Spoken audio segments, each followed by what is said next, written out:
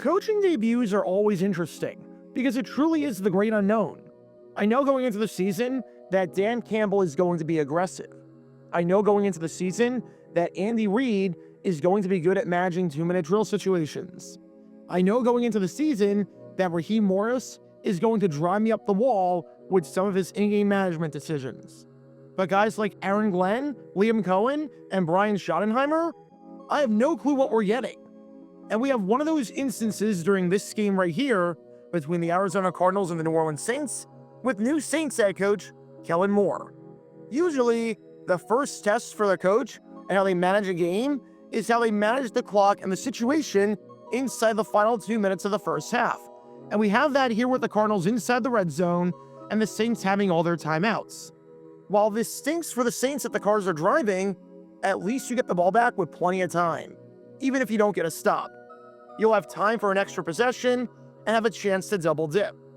So on 1st and 5 following an offside penalty, the Cardinals pick up 7 with James Conner running for the first, setting up 1st and goal. And Kellen Moore decides to not take his timeout. He does know he's allowed to stop the clock, right? He knows he needs to get the ball back and that timeouts don't carry over, right? I gotta say, I don't know why you don't take a timeout here, but as long as he takes one after this next play, we're okay. And after this play right here, where Kyler Murray finds Trey McBride for a gain of 4 to keep the clock moving, Kellen Moore wises up and finally decides to take his first. Holy crap, he's not going to do it. He's genuinely not going to do it. He's just letting this clock tick down. The Saints will have no time left when they get the ball back. Just, out of curiosity, how much time is left when the Saints wind up getting the ball? 23 seconds. Welcome to Dumb Decisions. Before I break down what happened here, this whole series is about taking an in-depth look at decisions made during games that were clearly awful from the start. This isn't something to look bad in hindsight. Rather, this is something to look awful almost immediately. These are moves where your gut instinct tells you right away that there is no way this could possibly work. And sure enough, your gut instinct was smarter than that of an NFL head coach. And for this one, we're taking a look at the mind of New Orleans Saints head coach Kellen Moore. Only took one game for him to get on this segment. One freaking game, and he already has a dumb decision with whatever the heck this was at the end of the first half. Obviously, this is Moore's first game as the man in charge, and you're not always going to get it right in those first few games, as it could be a learning experience. There are some things that can happen that you never thought of or took into account, and there are some subtle nuances in situations that might throw you off. But then, there are some things that are so blatantly obvious that even if it's one game, you see it play out, and you're thinking to yourself, oh no, does this guy really have no feel for the game whatsoever? Is this gonna get better? You think of Nathaniel Hackett during that 2022 game against the Seattle Seahawks in his debut as a head coach, and how he bungled that obvious spot, which you can learn more about by clicking the card in the upper right corner. And Moore, while obviously not on Hackett level after game 1, made one of those blatantly obvious mistakes that seriously makes you wonder if he knows what the heck he's doing, especially considering his rather bizarre explanation afterwards that we're going to get to. So with that being said, let's take a look at why not burning your timeouts when the opposing team has a goal-to-go situation and it's inside 2 minutes is a really bad idea. And I'm actually going to do something a little bit different with this episode versus what I usually do. Normally, I break down my rationale and why I think the coach completely screwed it up, and then I'll show what the coach said in the post-game press conference, and we'll either praise him for owning up to the mistake, criticize his logic and his doubling down, or criticize the media for not asking the question. But today, I'm going to go in reverse. I'm going to start with the post-game presser and start with what Kellen Moore had to say about why he decided not to burn any timeouts and why he wanted to go into the half with all 3 in his back pocket. Take a listen. Kellen, why did you choose not to call any timeouts at the first half? Yeah, we're close. We talked through it. Getting the ball at the end, the start of the third quarter, they still had all 3 timeouts in their pocket, and so we felt like we'd let it play out and then see on our possession, see if something popped there. And if something popped, we'd keep it alive and put ourselves in position. But definitely something that we talked about. So his rationale for going into the half was that he was scared about his offense. In other words, you get the ball to start the second half. You're currently tied at 10 apiece. If you call your timeouts, you allow points, and then you turn the ball over or have a super quick drive, the Cardinals get it back with plenty of time on their end.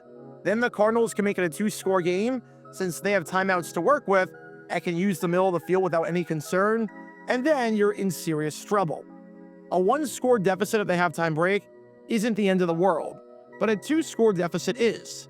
So you might as well not take your chances and assure yourself that the absolute worst case scenario is you're down by 1 score with a chance to tie it coming out of the halftime break. In other words, your plan was to play super conservative. But I'm just so baffled by this for a variety of reasons. Number one, I'd get the logic if your offense was playing like crap and was turning it over, and you just wanted to go in there relatively unscathed. But they weren't. In fact, your offense was moving the ball quite nicely. You hadn't turned it over. On your last drive, you got a field goal after going 37 yards down the field. On your drive before that, you got a touchdown after going 75 yards down the field. During the second quarter, you picked up 112 out of a possible 130 yards, picking up 86% of the available field in front of you based on the starting field position of the drive. And you don't feel comfortable trusting your offense in that spot? You're saying, hey, we don't think we can score if we get it back, and we don't trust their offense to move down the field and kill enough clock to prevent the Cardinals from touching it again, when there wasn't really any evidence to suggest that at all? This is like a Jeopardy contestant getting a category in Daily Double in a close game and deciding to wager the absolute minimum amount, despite the fact that it's the $1,200 question that he landed on, and he got all 4 of the other questions in that same category right already. The logic just doesn't seem to add up. Furthermore, you were scared about a scenario where you call the timeout, you allow a touchdown, you get the ball back, you go 3 and out quickly, you give the ball back, and you allow a drive down the field? Aside from the fact that there are a lot of variables to be afraid of there, the new touchback rule puts the ball at the 35. Assuming it's a touchback, because why not? Even if you do go 3 and out on the drive, and even if you do get stalled and get no yards whatsoever on those 3 plays, if we assume a 40-yard punt in terms of net, just because that's what you had earlier in the game, and because that was roughly the league average last season, the Cardinals are getting the ball at their own 25-yard line with not a lot of time, relatively speaking, to deal with. You're worried about allowing a touchdown, punting the ball away after 3 straight plays, and then having the Cardinals drive another 30 yards just to have a shot at it getting a second score, all in a matter of under a minute? That doesn't seem like trust in your team at all. That doesn't seem like a smart strategy, especially when your last 2 drives not only did not go 3 and out, but actually resulted in you moving the ball down the field and getting points. You had a chance to double dip here, and you didn't take it for some reason. Because of where the Cardinals were on the field, you knew that unless you forced a turnover, or the Cardinals had the shankable shanks when it came to field goals, that you were going to be trailing after this drive. And you decide to forego an extra possession to tie the game up or give you the lead? You get why this doesn't make sense, right? It just doesn't. But what's crazy is that the reporter who asked this question didn't even need to ask it. Because as it turned out, that question was already asked by sideline reporter Tiffany Blackman during the game. Seriously, it's not often that you see a sideline reporter ask a question like that going into the halftime break. But instead of Blackman asking Moore what adjustments he needed to make or what he thought of the first half, Blackman asked Moore straight up why he decided not to take any timeouts and go into the second half with all 3 in his back pocket. And this is what Moore had to say about that question in the heat of the moment versus in the press conference about 2 hours of real time after this play happened. Take a listen to Moore's immediate reaction and see if you noticed anything, well, different about his answer. More on the Cardinals' last drive, what went into the decision to not call timeout? Yeah, probably, we were just trying to save our timeouts as much as we could. They did a good job of bleeding the clock out and putting themselves in a favorable position. We didn't get enough yards there to kind of play it out at the end of the half. Thanks, Coach. Yep. So, am I crazy? Or is that answer very different from the answer he gave after the game? Am I crazy, or was that, 2 different answers? Am I crazy, or does Kellen Moore have no idea what he's doing? Because this logic by Moore as to why he decided not to call the timeout not only doesn't make sense, but also seemingly contradicts the logic that he used later in the post-game presser. Almost as if he thought, well, crap, that didn't work, so I need to pivot to another plan. In the post-game presser, Moore said that he didn't want to be aggressive. If they popped open a run, great, but if not, they were fine just going into the half. In this one, though, Moore said that he wanted to save the timeouts for their final drive, but Arizona did a great job bleeding the clock. And those are two very different things. That's like me saying, I'm drinking this protein shake because it tastes so good. And then me saying 2 hours later that I'm drinking this protein shake even though it tastes like crap and tastes like one of the worst things imaginable because I need to get stronger. Those are two very different and polar opposite reasons. They are diametrically opposed with each other. Regarding the bleeding the clock part, you get why they bled the clock, right? It wasn't a great job by Arizona to bleed the clock. It was the obvious play. It wasn't some 5D coaching move to bleed the clock or something along those lines. It would be a dumb decision on the Cardinals' part if they tried to work it sooner. The Cardinals had a goal-to-go situation. There was a finite ending to the drive. The Cardinals didn't need 2 minutes to run 3 or 4 plays, or however many they would have run inside the 10-yard line. They're bleeding the clock specifically to not give you the ball back, and because they know their defense hasn't stopped you guys from moving down the field as of late. It's not like you're crediting the Cardinals for going on this 9-minute long drive where they're perfect on third down and dominating the time of possession, and there's nothing you can do about it. You're crediting the Cardinals for doing the bare minimum. Of course they were going to bleed the clock there if you didn't call your timeouts. That's why everyone on the opposing sideline would have called a timeout in that spot, except for you, apparently. And what the heck are you saving your timeouts for? Seriously, what are you saving them for? They don't carry over to the second half. You can't redeem them for a prize at Dave & Buster's. Would you rather have 3 timeouts and 20 seconds to move the ball down the field, or no timeouts and 100 seconds to move the ball down the field? Like, what are we doing here? And that's especially true about the 100 seconds thing when the clock stops inside of 2 minutes on any passes out of bounds or anything that falls incomplete. And I presume you're going to be throwing and doing things to the sidelines. Just because you have timeouts doesn't mean it's the best thing to have, if you get what I'm saying. If you have 3 timeouts and 20 seconds left, yes, you have 3 timeouts, but your odds of doing anything are kind of crap.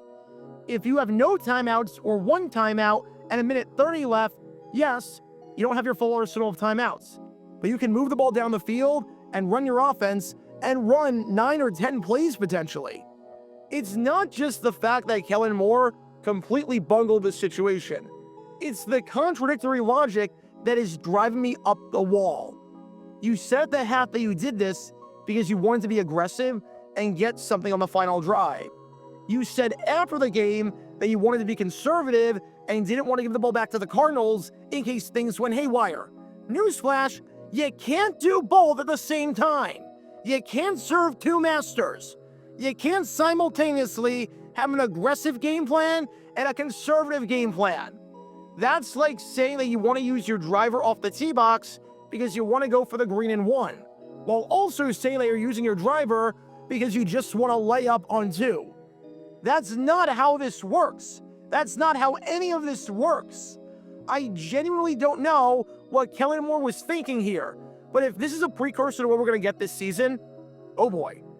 There are some coaches that just get it right away, and some that don't. And based on his first impression, Kellen Moore is in that latter category. So what did we learn from all of this? If you want to be aggressive, be aggressive. If you want to be conservative, be conservative. But you can't be both. You can't do both things at the same time with the same exact strategy. If there's a finite ending to the drive and you're getting the ball back either way, you'll want to have as much time as possible to maximize your chances of doing something on the drive. If you're worried about your offense moving the ball down the field and worried about 10,000 hypothetical scenarios without focusing on the one at hand, then you should refocus where your mind is. And if you want to be a head coach in this league, you better learn quickly. I know it's 1 game, but this was not good in the slightest bit. And if Moore doesn't adjust his mindset and learn how to manage in-game situations, it's going to be a long season down in New Orleans. Because when all these elements are in play, you can't exactly be surprised when this play backfires. Talk about a dumb decision. Check out our live streaming schedule for the next few days. We're live every single day on this channel, whether we're covering a sporting event or playing GeoGuessr or just taking your requests. So make sure you like and subscribe and turn on the notification bell so you don't miss a single time that we go live and so that you can join this community. Also, thanks to all our members and our Patreon supporters who get exclusive perks like their name of the end of each video, members-only Q&A streams, and cool emojis to use on videos and during streams. See how you can join this community and become a member or a Patreon member by clicking the link in the description below.